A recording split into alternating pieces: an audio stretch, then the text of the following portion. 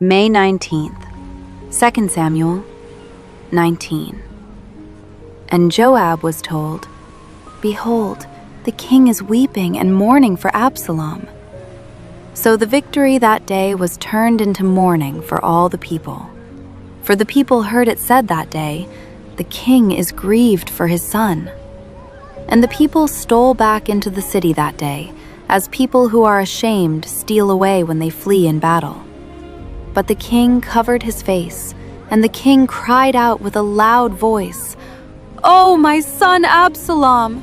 Oh, Absalom, my son, my son!" Then Joab came into the house to the king and said, "Today you have disgraced all your servants, who today have saved your life, the lives of your sons and daughters, the lives of your wives, and the lives of your concubines, in that you love your enemies and hate your friends. For you have declared today that you regard neither princes nor servants. For today I perceive that if Absalom had lived and all of us had died today, then it would have pleased you well. Now therefore, arise, go out and speak comfort to your servants. For I swear by the Lord, if you do not go out, not one will stay with you this night. And that will be worse for you than all the evil that has befallen you from your youth until now." Then the king arose and sat in the gate. And they told all the people, saying, "There is the king, sitting in the gate." So all the people came before the king, for every one of Israel had fled to his tent. Now all the people were in a dispute throughout all the tribes of Israel, saying, "The king saved us from the hand of our enemies. He delivered us from the hand of the Philistines. And now he has fled from the land because of Absalom. But Absalom, whom we anointed over us, has died in battle. Now therefore, why do you say nothing about bringing back the king?" So King David sent to Zadok and Abiathar the priests, saying, "Speak to the elders of Judah, saying, why are you the last to bring the king back to his house, since the words of all Israel have come to the king, to his very house? You are my brethren, you are my bone and my flesh. Why then are you the last to bring back the king? And say to Amasa, are you not my bone and my flesh? God do so to me, and more also, if you are not commander of the army before me continually in place of Joab." So he swayed the hearts of all the men of Judah, just as the heart of one man, so that they sent this word to the king, "Return, you and all your servants." Then the king returned and came to the Jordan, and Judah came to Gilgal to go to meet the king, to escort the king across the Jordan. And Shimei the son of Gera, a Benjamite, who was from Bahurim, hurried and came down with the men of Judah to meet King David. There were 1,000 men of Benjamin with him, and Ziba, the servant of the house of Saul, and his 15 sons and his 20 servants with him, and they went over the Jordan before the king. Then a ferry boat went across to carry over the king's household, and to do what he thought good. Now Shimei the son of Gera fell down before the king when he had crossed the Jordan. Then he said to the king, "Do not let my lord impute iniquity to me, or remember what wrong your servant did on the day that my lord the king left Jerusalem, that the king should take it to heart. For I, your servant, know that I have sinned. Therefore here I am, the first to come today of all the house of Joseph, to go down to meet my lord the king." But Abishai the son of Zeruiah answered and said, "Shall not Shimei be put to death for this, because he cursed the Lord's anointed?" And David said, "What have I to do with you, you sons of Zeruiah, that you should be adversaries to me today? Shall any man be put to death today in Israel?" For now Mephibosheth the son of Saul came down to meet the king. And he had not cared for his feet, nor trimmed his mustache, nor washed his clothes, from the day the king departed until the day he returned in peace. So it was, when he had come to Jerusalem to meet the king, that the king said to him, "Why did you not go with me, Mephibosheth?" And he answered, "My lord, O king, my servant deceived me. For your servant said, 'I will saddle a donkey for myself, that I may ride on it and go to the king,' because your servant is lame. And he has slandered your servant to my lord the king. But my lord the king is like the angel of God. Therefore, do what is good in your eyes. For all my father's house were but dead men before my lord the king. Yet you set your servant among those who eat at your own table. Therefore, what right have I still to cry out any more to the king?" So the king said to him, "Why do you speak any more of your matters? I have said, 'You and Ziba divide the land.'" Then Mephibosheth said to the king, "Rather, let him take it all, inasmuch as my lord the king has come back in peace to his own house." And Barzillai the Gileadite came down from Rogelim and went across the Jordan with the king to escort him across the Jordan. Now Barzillai was a very aged man, 80 years old, and he had provided the king with supplies while he stayed at Mahanaim, for he was a very rich man. And the king said to Barzillai, "Come across with me, and I will provide for you while you are with me in Jerusalem." But Barzillai said to the king, "How long have I to live, that I should go up with the king to Jerusalem?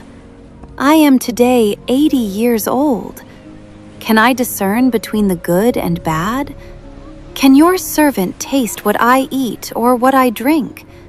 Can I hear any longer the voice of singing men and singing women? Why then should your servant be a further burden to my lord the king? Your servant will go a little way across the Jordan with the king. And why should the king repay me with such a reward? Please let your servant turn back again, that I may die in my own city, near the grave of my father and mother. But here is your servant, Kimham. Let him cross over with my lord the king, and do for him what seems good to you." And the king answered, "Kimham shall cross over with me, and I will do for him what seems good to you. Now whatever you request of me, I will do for you." Then all the people went over the Jordan. And when the king had crossed over, the king kissed Barzillai and blessed him, and he returned to his own place. Now the king went on to Gilgal, and Kimham went on with him. And all the people of Judah escorted the king, and also half the people of Israel. Just then all the men of Israel came to the king, and said to the king, "Why have our brethren, the men of Judah, stolen you away and brought the king, his household, and all David's men with him across the Jordan?" So all the men of Judah answered the men of Israel, "Because the king is a close relative of ours. Why then are you angry over this matter? Have we ever eaten at the king's expense, or has he given us any gift?" And the men of Israel answered the men of Judah and said, "We have 10 shares in the king. Therefore, we also have more right to David than you. Why then do you despise us? Were we not the first to advise bringing back our king?" Yet the words of the men of Judah were fiercer than the words of the men of Israel. 2 Samuel 20. And there happened to be there a rebel, whose name was Sheba, the son of Bichri, a Benjamite.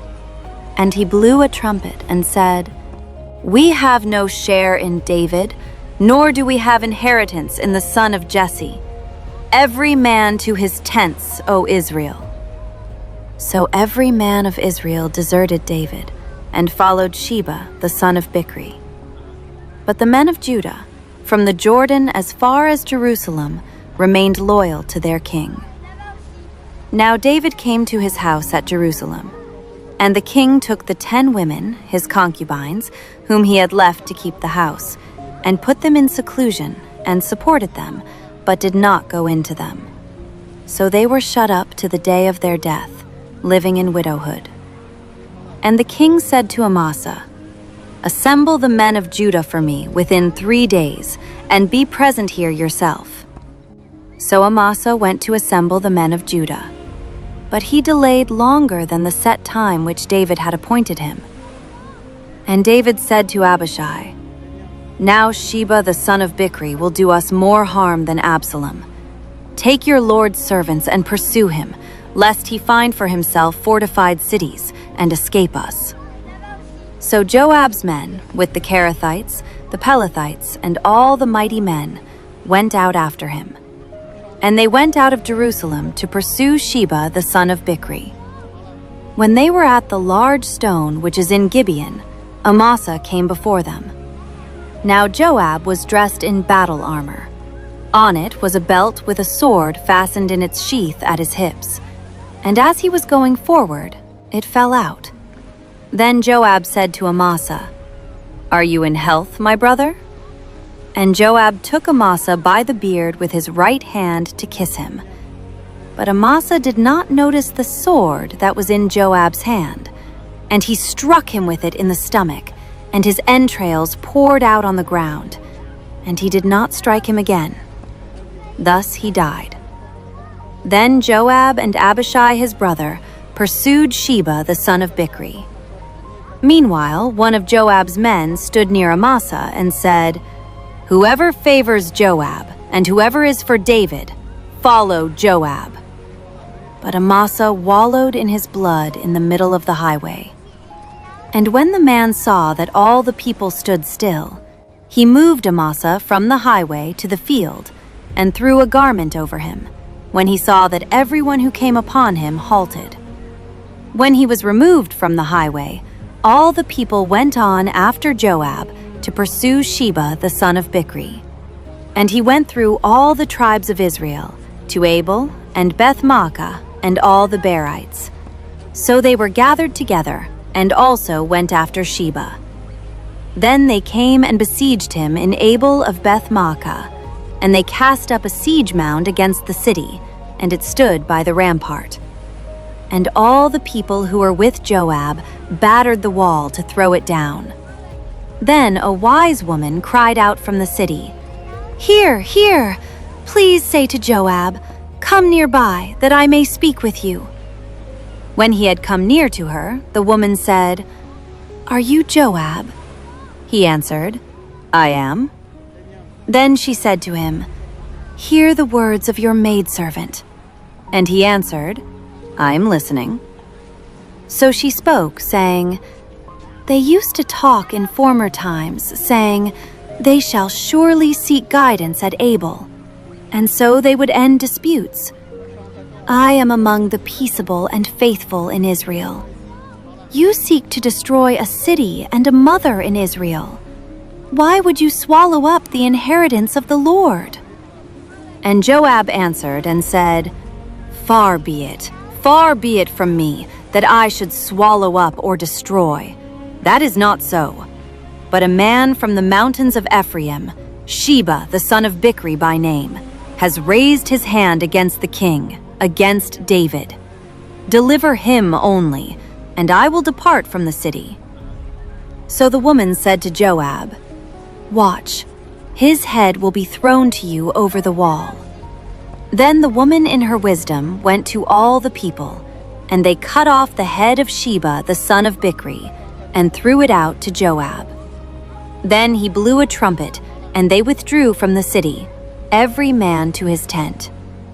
So Joab returned to the king at Jerusalem. And Joab was over all the army of Israel.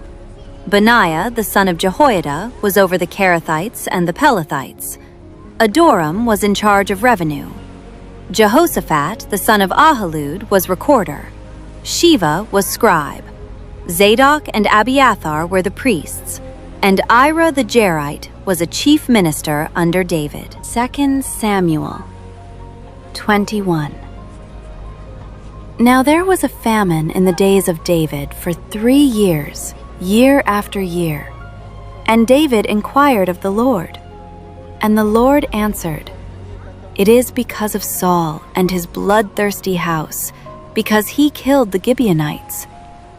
So the king called the Gibeonites and spoke to them. Now the Gibeonites were not of the children of Israel, but of the remnant of the Amorites. The children of Israel had sworn protection to them, but Saul had sought to kill them in his zeal for the children of Israel and Judah. Therefore David said to the Gibeonites, "What shall I do for you? And with what shall I make atonement, that you may bless the inheritance of the Lord?"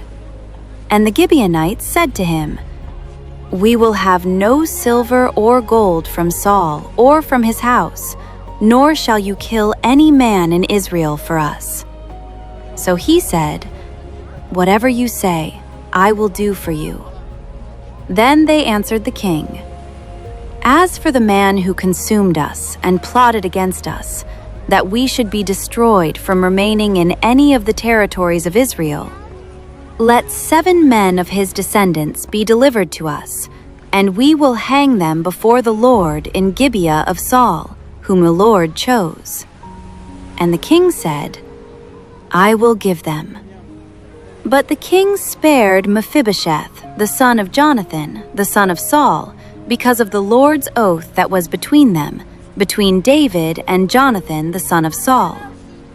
So the king took Armoni and Mephibosheth, the 2 sons of Rizpah, the daughter of Aiah, whom she bore to Saul, and the 5 sons of Michal, the daughter of Saul, whom she brought up for Adriel, the son of Barzillai, the Maholathite. And he delivered them into the hands of the Gibeonites, and they hanged them on the hill before the Lord. So they fell, all 7 together, and were put to death in the days of harvest, in the first days, in the beginning of barley harvest. Now Rizpah, the daughter of Aiah, took sackcloth and spread it for herself on the rock, from the beginning of harvest until the late rains poured on them from heaven. And she did not allow the birds of the air to rest on them by day, nor the beasts of the field by night. And David was told what Rizpah, the daughter of Aiah, the concubine of Saul, had done.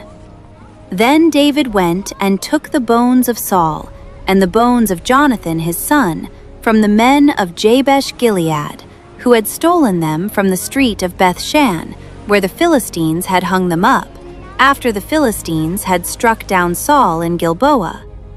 So he brought up the bones of Saul and the bones of Jonathan his son from there, and they gathered the bones of those who had been hanged. They buried the bones of Saul and Jonathan his son in the country of Benjamin in Zelah, in the tomb of Kish his father. So they performed all that the king commanded. And after that, God heeded the prayer for the land. When the Philistines were at war again with Israel, David and his servants with him went down and fought against the Philistines, and David grew faint. Then Ishbi-Benob, who was one of the sons of the giant, the weight of whose bronze spear was 300 shekels, who was bearing a new sword, thought he could kill David. But Abishai, the son of Zeruiah, came to his aid, and struck the Philistine and killed him. Then the men of David swore to him, saying, "You shall go out no more with us to battle, lest you quench the lamp of Israel." Now it happened afterward that there was again a battle with the Philistines at Gob. Then Sibbecai the Hushathite killed Saph, who was one of the sons of the giant. Again there was war at Gob with the Philistines, where Elhanan, the son of Jerai-Oragim the Bethlehemite, killed the brother of Goliath the Gittite, the shaft of whose spear was like a weaver's beam. Yet again there was war at Gath, where there was a man of great stature, who had 6 fingers on each hand and 6 toes on each foot, 24 in number, and he also was born to the giant. So when he defied Israel, Jonathan the son of Shimei, David's brother, killed him. These 4 were born to the giant in Gath, and fell by the hand of David and by the hand of his servants.